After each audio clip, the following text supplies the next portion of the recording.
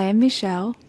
And I am Isaiah, and we welcome you to Shifting Veils. If you like the unexplained, possibly paranormal, and always strange, stick around a while as we explore the possibilities of what is beyond our natural senses. In this episode, we are covering the subject of doppelgangers. We bring you the story of a couple fairly famous cases, a few anonymous accounts, and even our own. So grab your coffee and settle in with us as we go on a trip with double walkers. Doppelgangers, a German term for double walker or double goer, is used to describe a wraith or apparition of a living person, something many have experienced, including some famous people. Other regions have their own take on this as well. In Egypt, a double was the ka, an aspect of one's soul. In Europe and Africa, changelings were seen as these doubles. Changelings snuck into homes and replaced families' children so they can live a human life, and the human child would be taken away to the home of the changeling, where they were likely mistreated. Norse mythology believed a double would appear in a place before the person arrived, making one feel as though they have been there before, sort of like deja vu. What about you? Have you seen a doppelganger? Yes. Oh, were you Yeah. asking me? Yeah, I was asking you. Yeah. Yeah, I've Yes. had my experiences. I'll share them here in a little You bit. share them a little later. Yeah, All have right. you? A few in the Norse sort of sense Okay. of a doppelganger, but nothing typically like they say. Okay. Our first famous case was recounted by an American writer by the name Robert Dale Owen. One of the more interesting cases of doppelgangers is of a teacher by the name of Emily Sage. She was a teacher at an all-girls school, Pensionnat van Nieuwelk, near Wolmar, Wow. That's a in what lot is of now Latvia. words. I mean, interesting words. I'm glad you said that. I would have mispronounced that horribly. I looked a little bit of it up, but Oh, okay. during a school day in 1845, Sage was at the blackboard writing the lesson out when a double of her appeared beside her, copying every move she made, except without chalk in her hand. I hate copycats. That's just There, annoying. there were 13 students that witnessed this in the classroom. I don't care for copycats either, Like, why but I can't mean you do that's your own thing? that's kind of from when you were a kid too, though. Oh When somebody no, would sit there and copy everything you said. there's adults that are copycats too. There's adults that like to copy other people. Anyway, go on. I'm sorry. Emily Sage had several more experiences the following year. However, the one to note is witnessed by 42 students this time. These 42 students were in class and had a view of the garden where they saw Sage gathering flowers. The students' own the students' own teacher at the time, at the head of the classroom, had to leave the classroom to go to speak to another teacher. And while that teacher was gone, Sage's doppelganger appeared in the chair at the head of the classroom. And Sage at the time could still be seen in the garden, gathering flowers, but she moved very slowly, as if drowsy or exhausted. By now, the students had become quite accustomed to this happening. Two of the most bold students reported that they approached the doppelganger at the head of the class and tried to touch it. Though they could not feel it, they felt a strange resistance in the air surrounding it. One of the two students walked closely in front of the chair where she sat and seemed to pass through her. The apparition did not respond to this or change position, but did soon after begin to dissipate. It was then observed that Sage resumed moving naturally as she typically did throughout the garden. It'd be a really odd thing to see. Yeah, it's a little creepy. This continued to happen throughout the time that Sage worked at the school between 1845 and 1846. Eventually, parents began to worry about the odd stories that their children told them. After 18 months, 12 students left out of 42. As a result, Sage was asked to resign from her position. When she was asked to do so, it said that Sage said, the 19th time. It is very, very hard to bear. When asked what she meant by what she said that previous to her job there that she had been a teacher in 18 different schools, having entered the first when she was only 16 years of age. That's a lot of schools. That's moving through 19 schools. Any more these days, you would end up just getting booted from being a teacher, I would think. I think she was like 33-ish about this time. So if she started this when she was 16, that's like a school every year, a little more than a school every year, Can you imagine being a teacher at the age of 16? right? Could you imagine being a teacher that had a doppelganger that kept making you get fired? I mean, I mean, it's not her fault, I would think, but it's just such a curious case. I don't know. that's why I brought it up, is because and it had witnesses. 42 students from a Right. classroom saw all this happen, and the previous years beforehand, she's had all these different experiences with doppelgangers, other people seeing them, and seeing her at the same time, and It's enough like the students are going home and they're like telling mom and dad, there's two there's two of my teacher. yeah. And, I'm sure that's alarming to the parents. But yeah, the kids are seeing this, the other teachers are seeing this. That's just There's a lot of ability to corroborate with each other, and having people of more authority always makes something like a case like this feel more authentic, I feel like. So if there's other teachers and professors that are seeing this as well and taking note of it, I feel like that really adds something to it. I think people do put more weight towards it, yeah. One of the other cases that are famous was in fact made by Abraham Lincoln. According to the recorded account within Noah Brooks's book, Washington in Lincoln's Time, soon after Lincoln was elected in 1860, he arrived home and sat down and looked into his bureau mirror and found himself looking at himself reflected in double. The distinction Lincoln made was nearly at full length, but my face had two separate and distinct images. And though the images were nearly identical, he said the double was 5 shades paler than himself. Lincoln's own wife believed that the paleness of the double image was a bad omen, meaning he would serve his first term but not finish his second. And he kind of didn't, did he? Kinda didn't. So there's maybe more levity to it than. Or I just have Um, really bad dark humor, but yeah. Yeah, I he mean, that, I think, yeah, I'm sitting in the same chair as you. but yeah, I had heard that one before where he'd seen his own image in a mirror You've and heard you've heard that before? I've never yeah, heard that before at all. I had heard that before. I've heard actually several things about Abraham Lincoln that kind of borderline paranormal type stuff, and a lot of dream stuff too with him. So it is kind of interesting. Maybe we can Does cover that some of it sometime. does that make that movie Abraham Lincoln the Vampire Hunter a real? Is that like more of a I documentary or am ashamed to say I have not watched that movie. shame on you? I deserve that. I deserve that. Absolutely. The horror author Laird Barron also has a history of friends and family seen as doppelganger for years.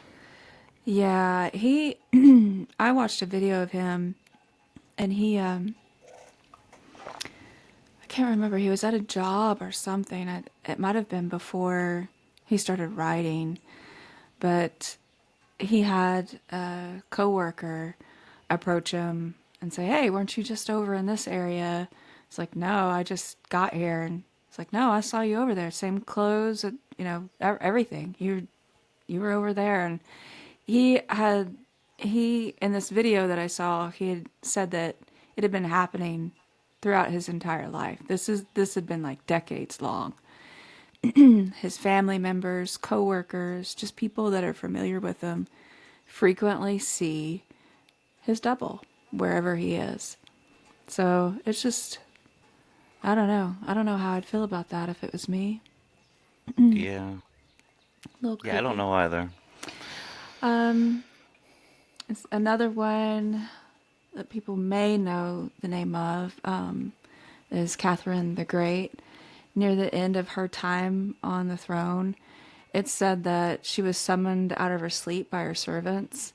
They were understandably concerned because at the time that she was asleep in bed, she was also apparently sitting on her throne in the throne room. Oh, I did read about that one. Yeah. So yeah, I guess if I was a servant To her, I would be a little alarmed also. I think too that once she was woke up, she actually went to the throne room and it was still there. The double was still there, and she ordered it fired upon. But I don't really know anything else, which I might have the same reaction. I mean, I would want to be the only one allowed on my throne, in my throne room. Not, I mean, that depends on which throne we're talking about. oh my God. No, now that's something like that. I think that would be a regular reaction. Is you see a double of you who might be trying to take place of you. Yeah, Yeah, you would want to attack or do that's something about it. alarming. I mean, to say Yeah. the least.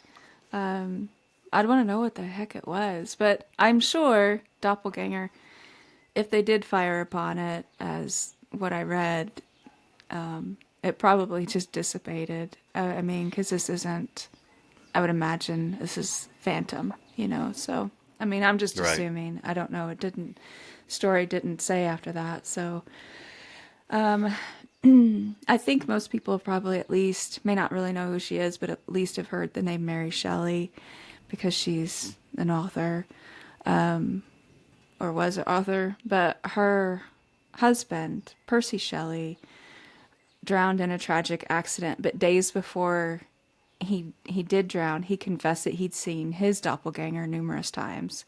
And he wasn't alone. He wasn't the only one that saw his doppelganger. Mary's close friend, Jane Williams, saw her husband walking by and called to him, but he seemed to like vanish once she did that. And then the real Percy Shelley he was like nowhere near the area. But the eeriest part of the story is that shortly before his death, his doppelganger was said to have approached him and asked, "How long do you mean to be content?" Interesting. And I did find that quite interesting and a little spooky because honestly, in a lot of these cases, you know, some of them aren't just seeing a double, some of them are hearing people speak and them not being there, or the doppelganger being there, but the doppelganger doesn't speak while you can see it. Mm-hmm. It's not common in any of these stories that I came across where you are encountering one and they are actually talking to you. So I found that really interesting. Yeah. Yeah, that actually makes me think of what I'm going to bring up here. And we'll get into that in a second. But yeah, you're right. A lot of times it's just an apparition or the other, right? Yeah, one or the other, never both. Okay, so in English and German folklore, they believe that when you encounter your double 3 times, it would mean death is soon imminent.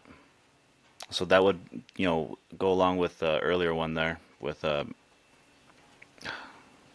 you mentioned it, Percy Shelley. Yeah. It would mean death is soon imminent. There was also the belief that if someone else saw your doppelganger, that it meant that you were very ill. And that thought process, going along that idea, also led to people's conclusion that if one's body is severely ill or cannot hold on to life, that the spirit is free to wander. And so that would also, I would also wonder if that has to go along the lines of, this is just me pondering. It would make me wonder if that also goes along the lines of somebody falling into a sort of trance or out of body experience. Because if the body is at a low resting point, then if the spirit is able to wander, then the spirit wanders. It becomes a doppelganger. So in the case of Shelley's doppelganger approaching and asking, "How long can you be content?"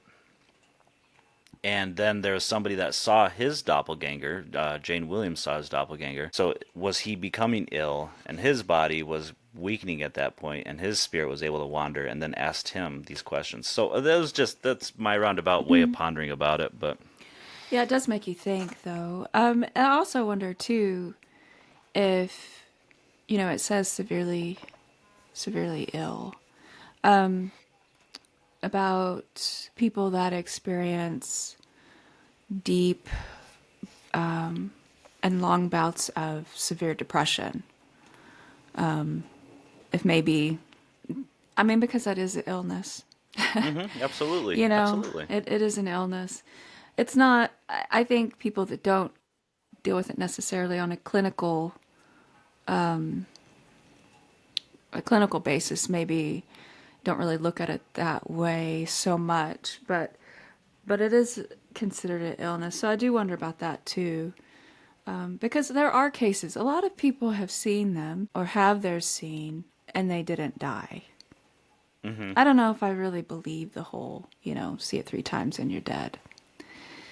It's always I three. The three is such a, just like a well, running yeah, thing. But, and that's what I was gonna say because in like when it comes to like the old stereotype of like witchcraft, it's like you do it three times to yeah. somebody, sometimes it comes back at you three times, and Oh, and um, even the Holy Trinity.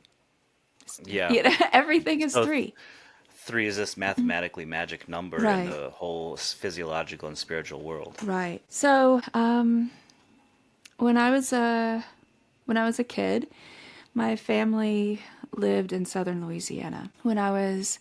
I think I was 7 when we moved into this particular house. I'm going to talk about. Well, I'm not really going to talk about it. It's just where this stuff took place. But we moved into this unfinished 2-story home. The story about it being unfinished. Apparently, one of the construction workers died on the job site. He fell through what was beginning to be the roof, and then every level after that, whenever, like, he died once he hit. And it's just, he happened to land like in the bedroom that my brother and I both shared downstairs. And and I always remembered, I was always conscious of it because there was actually, they didn't just like replace like the sheetrock and like make it nice and pretty. There was a rectangular cutout in the sheetrock. Oh, So we were always aware of the story.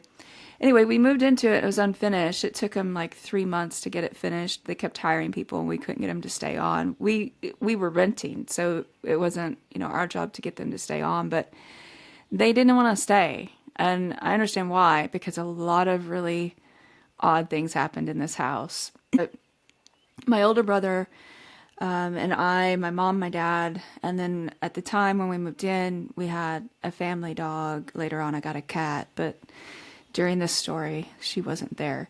Dog mostly claimed my brother. Might as well just say it was his dog, but a lot of weird stuff, like I said, happened in this house. We shared one bedroom downstairs, and then upstairs, once it was finished, it was just kind of extra space. And my mom and dad had turned it into, my brother had his own room up there, and I had my own room up there. But we never slept up there because it was creepier up there than it was downstairs. So I can think of the 2 years we lived there, we probably slept up there 3 times. And it was always in my brother's room. Not, I wouldn't sleep downstairs by myself. I wouldn't sleep anywhere by myself in that house. I was always scared. It was just, anyway. So we shared a room downstairs. There was a few times whenever I would be laying in my bed, petting the dog, and I'd look over at my brother, and he would be in bed sleeping, but the dog would be over there on his bed. And it would be then that I would realize I actually hadn't been petting the dog at all. I know my brother experienced the same thing, seeing the dog in my bed, while he thought he'd been petting him. There was another thing too with the dog. A lot of times he would sit, like my bedspread would get in the floor, like part of it would get in the floor because I was a horrible kid. I didn't make my own bed. but the bedspread would get in the floor, and he would like sit on it and like scratch like dogs do, and it would kind of Mm-hmm. shake the bed. So it didn't scare me because I knew he was down there shaking the bed, scratching. But there were times whenever I would feel that shaking, and again, I'd look over at my brother's bed, and Mickey would be in bed with him. And so I'd quickly look over the edge of the bed, and of course, Mickey's not there because he's in bed with my brother. So it just seemed like there was something in the house or some things in the house that liked to pretend to be the dog. And the funny thing is that often, this is not doppelganger, but often the dog would chase stuff down the hall and seem to chase stuff up the wall and stare at stuff across the ceiling that we couldn't see. So, they seem to have maybe an obsession with the dog, unfortunately.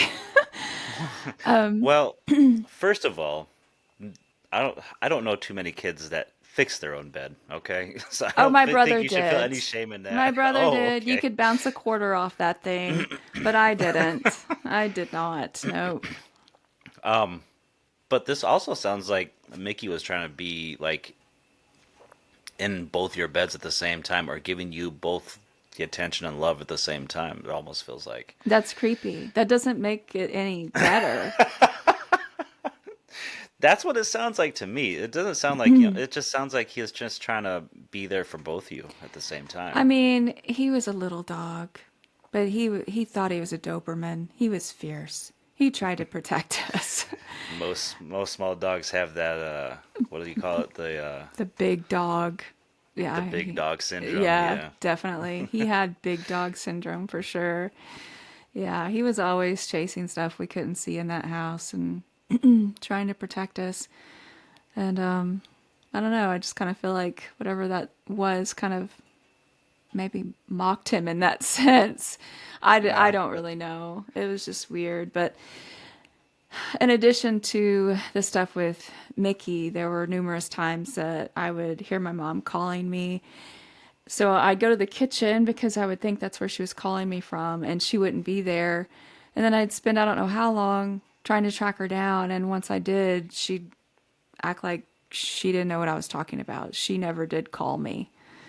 So something was pretending to be my mom and calling me. And I, in my ignorance, answered it. Mm-hmm. Mm-hmm. Those first few times they always get us. Yeah, it seems like it.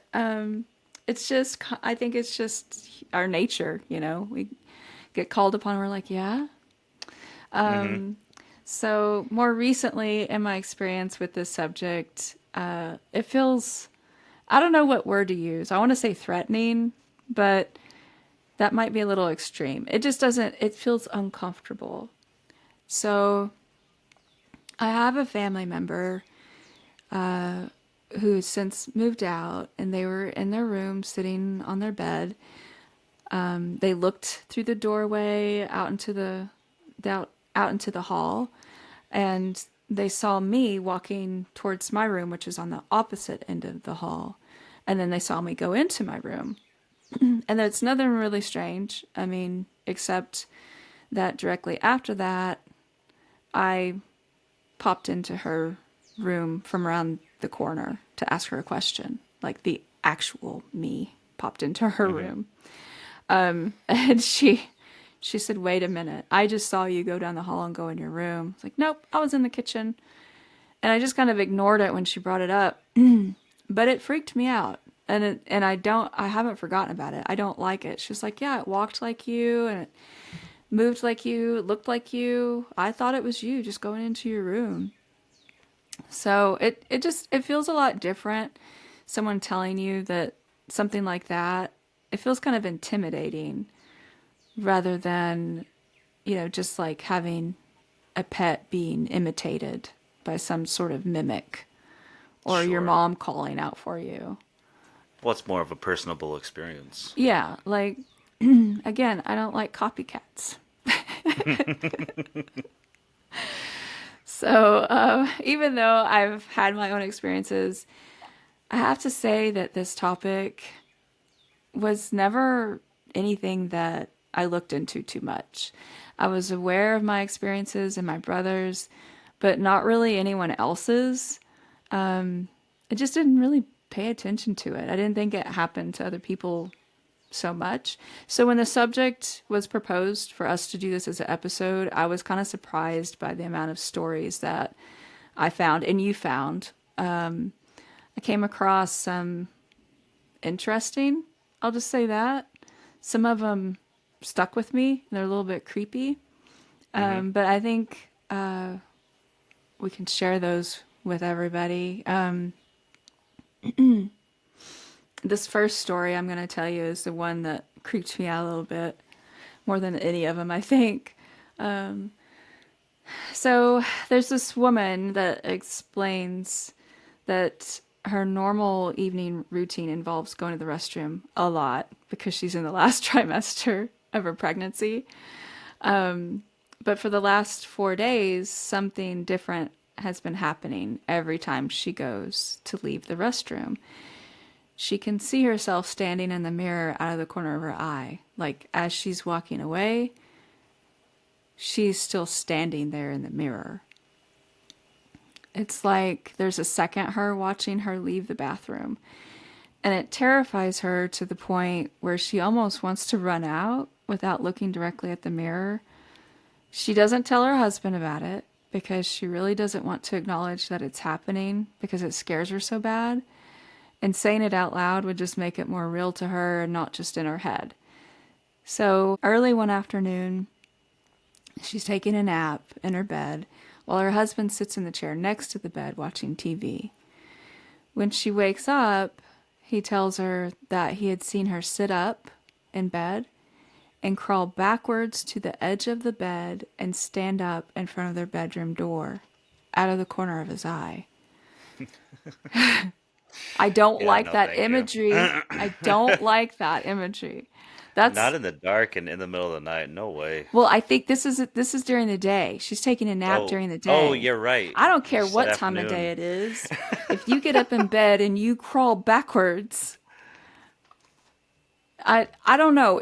I don't know. It's just weird. The crawling, the backwards, it's just weird.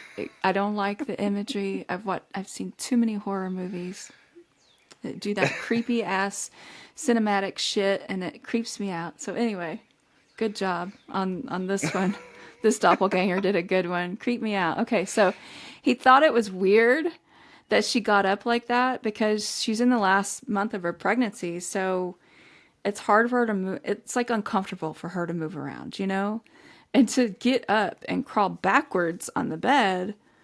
Yeah, so he thinks it's weird. So he tries talking to his wife, who he sees in the doorway. When she didn't answer, he looked directly at the door to find that she's not actually there and she's still sleeping in the bed next to him. So she, of course, gets really creeped out and she finally tells him about what she'd been seeing in the bathroom. He thought it was creepy as well, but he doesn't really want to talk about it anymore because he feels like he's going to give whatever it is more power or energy. That that frustrates the hell out of me in horror movies. The husband is always, no, no, no, no. Let's not bring it up anymore. Let's not talk about it. Right. Let's just, la, la, la, la. Dude. And we all know how that ends. We all know how that ends. So there's this other story of a mom of two kids who said when both of her kids were toddlers, she was putting them to bed one night, and her son was adamant that he wear his favorite red race car pajamas. And I think any of us that have kids know that it's sometimes these things are really important to our children. And they're not going to be able to sleep unless they have those particular pajamas on. So Right. she happily puts the red race car pajamas on him. She tucks him into bed. Then she goes and she sits down at the kitchen table with a friend of hers who'd come over to chat and catch up. The way that her apartment was set up, she could see her kid's bedroom doorway from the kitchen table. Her friend and her are sitting there talking a while before they're suddenly interrupted by the sound of her son screaming. They both turned and looked at the bedroom doorway and see him standing there loudly crying and shrieking and wearing his green pajamas with airplanes on them. Oh. She said everything inside of her was screaming that this was not right. There was just something wrong with what she was seeing. The hair on the back of her neck stood on end, and a cold shiver shot down her spine. Both her friend and her wordlessly just looked. They just looked at each other for a second. You know that moment whenever it's clicking that this isn't right, and you're just kind of checking yourself with the other person. Like, are you seeing what I'm seeing? They looked back at the doorway, and her son was just gone. Like, and she knows that like he's too young at this point to change his pajamas by himself. Certainly not able to do it as quickly as he would have had to have for him to appear in the doorway like that. They ran to the bedroom, found him tucked in bed, still sleeping peacefully in, guess what? His red race car pajamas. So her friend asked her, did you see what I saw? And she confirms, yeah. And her friend apparently is not much of a friend because she freaked out and left. If I had a friend that bailed on me in a moment like that, you're not going to come over and sit at my kitchen table with me and drink coffee again. That's it. You can't be my friend. Anyway, she says she slept on her kid's bedroom floor that night to make sure nothing happened. I'm not going to sleep in the floor after seeing some creepy shit. Yeah, you would take your kid to your bed with you. Yes. You'd get out of the room that it happened in. I'm going to get my kids. We're going to go get in my bed, and we're going to lock the bedroom door because, that keeps ghosts out, of course. And we're going to sleep in there. Yep. The blankets pulled up all the way, lights on. Because blankets are an effective barrier from all types of harm. Or we're just going to get the kids, pile up in the car, and we're going to drive off, get McDonald's, and sit in the parking lot until 5 a.m. Yeah, that's really funny. You mentioned getting in a car because I had a friend. We were sharing ghost stories one time, and she's like, "Yeah, I lived in this house that was haunted. Something used to always play with my hair. I'd be sitting on the couch and play with my hair. I'd get in my car and drive down the road and play with my hair." I said, "Wait a minute. You get in the car and I'd play with your hair?" And she said, yeah, all the time. I said, okay, well, the house wasn't haunted. You were haunted. And she freaked out. She did not want to hear that. But, I mean, I'm sorry. That's not a house being haunted at that point. Well, I was going to say it's either she's haunted or something she wears on a daily basis is haunted. Right. Yeah. Pick something up out of a thrift shop. I told her, I said, well, honey, whatever that was is probably still with you. Absolutely. Sometimes the creepiest of the stories are the shortest. This woman says that her brother had some sort of entity pretend to be their mom by mimicking her voice exactly. And when she said that it wasn't her, the spirit's voice completely changed and said, "Yes, I am." I don't like that. That would the change in the voice would be something that really just kind of don't talk to me anymore. Yeah. I don't like you. Right. Okay, it is you, Mom. Sure. Okay. Yeah. No. You're right. How wrong of me to argue with you. Yeah. You know what? I'm the child here. Yeah, I'm just gonna leave now. You're right. Yeah, no. I found one story where a guy says that both times their family experienced doppelgangers. The doppelgangers refused to respond when spoken to. That's kind of rude. He said the first time was their sister's doppelganger, who their brother told to go downstairs for lunch. She didn't answer. When their brother walked downstairs, he instantly saw their actual sister wearing a different shirt. She couldn't have passed him so quickly and changed at that amount of time because of the layout of the house. So she was already downstairs. Who he saw was obviously not the sister. The second time for him was his own doppelganger, who stood at the door to his room at 12 p.m. Didn't say anything, just stood there staring at his sister who was using the computer. He actually wasn't home at the time. He didn't get home till like 4 p.m. that afternoon. His sister didn't know that, until she asked him why was he just standing in the doorway staring at her, like with no emotion on his face earlier in the day. Other times they would hear talking, but these things were not ever in sight. Situations like hearing one another speak in certain areas of the house, when actually the people the voices belonged to were not at home or in a completely different area of the house. Kind of how I would hear my mom calling my name in that one house I lived in when I was a kid. There were so many stories that we found. It does make me wonder how many more people have their own, but they just haven't like told anybody or written about it because I mean it is kind of, it sounds almost really out there. And I think sometimes people are afraid to share stuff like that they're going to be ridiculed or looked at differently. The truth is I think that people really experience a lot of the same things. They may not have the same perspective on it, but I think that we often do experience a lot of similar things.